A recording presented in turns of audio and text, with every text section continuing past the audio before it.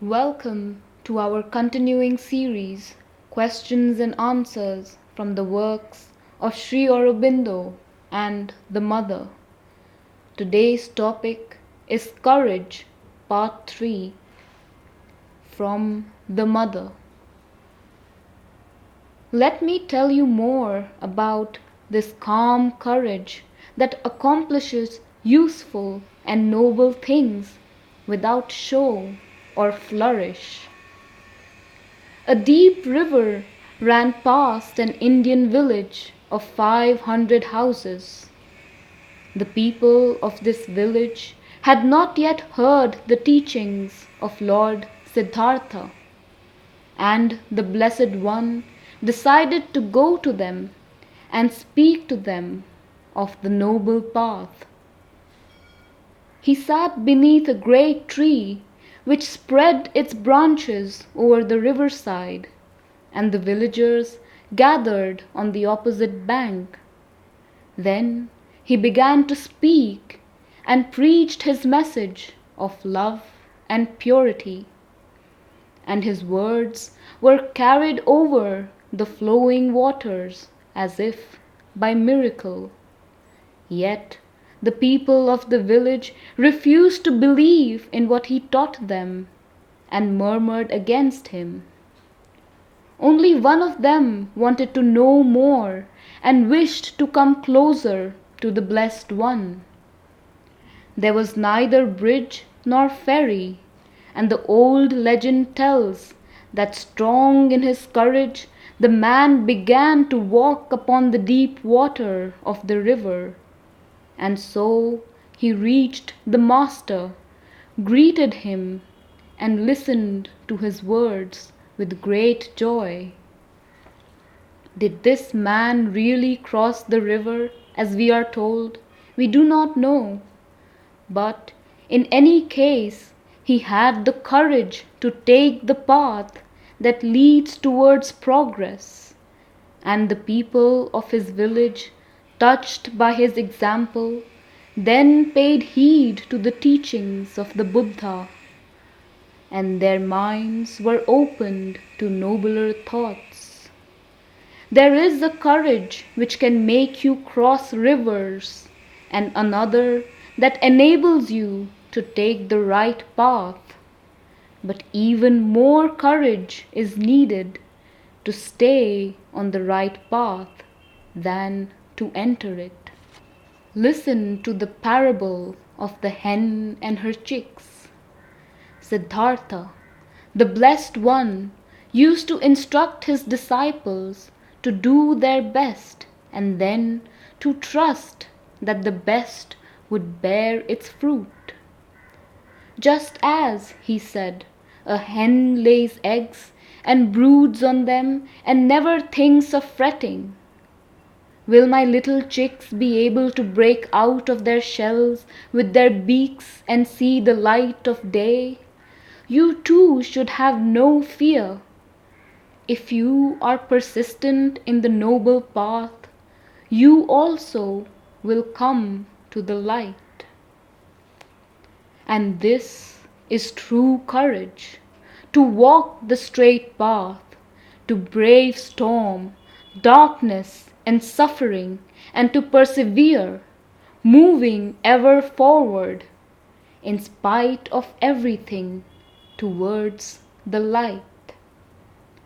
Long, long ago, when Brahmadatta ruled in Benares, one of his enemies, king of another land, trained an elephant to wage war on him. War was declared. The splendid elephant bore the king, his master, up to the walls of Benares. From the top of the walls, the people of the besieged city hurled down boiling hot liquids and shot stones with their slings.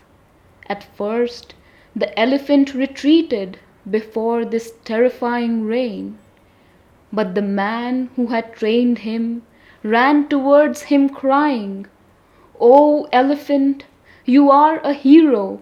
Act like a hero and pull the gates to the ground."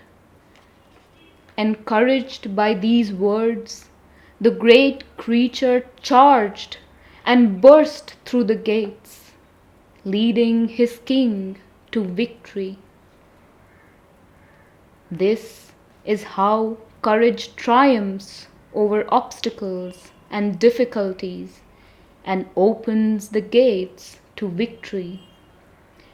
And see how an encouraging word can give help to man and animal alike.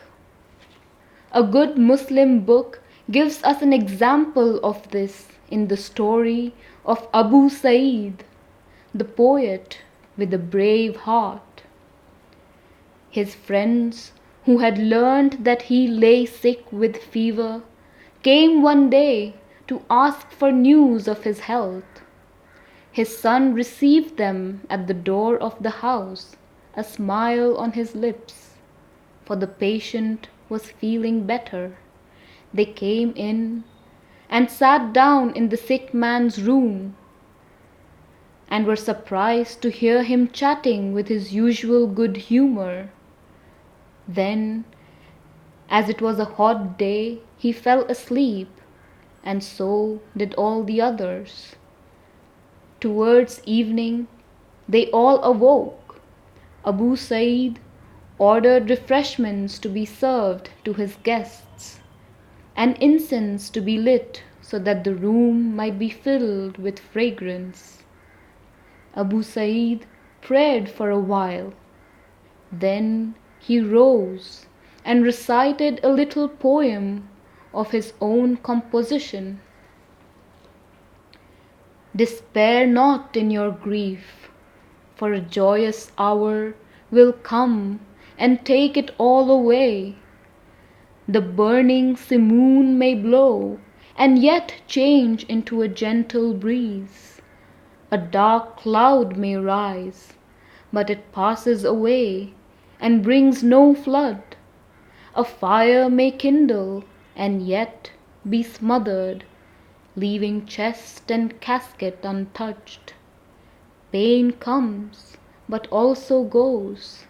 Therefore, be patient when troubles come, for time is the father of wonders, and from the peace of God, hope for many blessings to come. They all returned to their homes delighted and strengthened by this beautiful poem of hope. And so it was that a sick man helped his friends in good health. Whosoever is courageous can give courage to others, just as the flame of one candle can light another. Brave boys and girls who read this story learn how to encourage others and be courageous yourselves.